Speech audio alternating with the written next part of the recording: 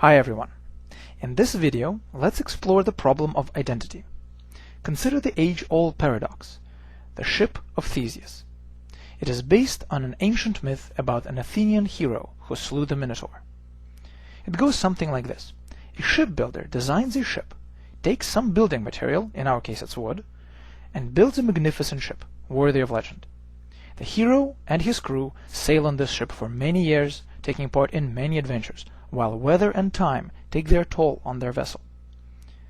Some parts of the ship begin to rot. When the shipbuilder discovers that a particular part is not good anymore, he takes it out and replaces it with a brand new part of the same size and shape. The old part, the rotten part, is thrown into a pile somewhere on the shore. Very gradually, over many years, one by one all original parts went bad, and all of them were thrown into the same pile. Thus the ship kept on sailing while the pile of rotten wood grew. The shipbuilder then takes the rotten wood and the original blueprints and reassembles the ship from these rotten parts. This leads to the question, which one is the original ship? The question might not have a single right answer. It's there to simply illustrate that sometimes we can think of objects as sums of their parts, and at other times we treat them as abstract things, defined by their history, character, and purpose.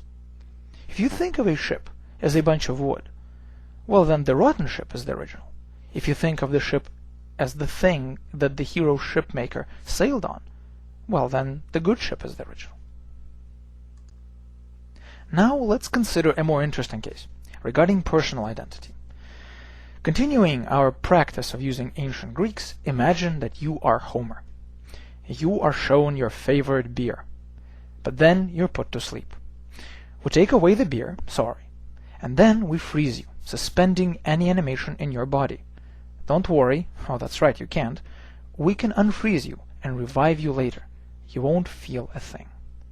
We take a look at all of the stuff that you're made of, your cells, your molecules and atoms. Then, somewhere beside you, we take the appropriate chemicals and assemble them in the same suspended state. This painstaking process takes some time. After all, there are many atoms, and we need to make sure that they are all placed just right. Eventually, we get an exactly the same chemical copy of a frozen you lying to your right. Now, very gradually, one by one, we randomly swap atoms in your body with the atoms in the body to the right. This does not harm you in any way. After all, human body replaces its parts with new chemicals, with new materials that you get from food all the time. In this sense, this is no different. But we don't swap all of the atoms. Let's say that we do that only to every other atom, so that in the end, your body retains half of the original material. Then we put the beer back, and on the right we place a donut. We then unfreeze both bodies and wake both up. The question is, will you see the beer, or will you see the donut?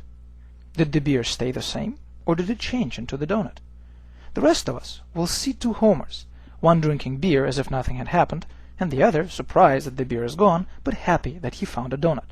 The question is for you. Which Homer will you be?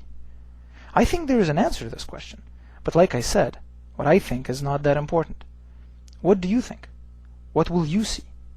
The beer or the donut?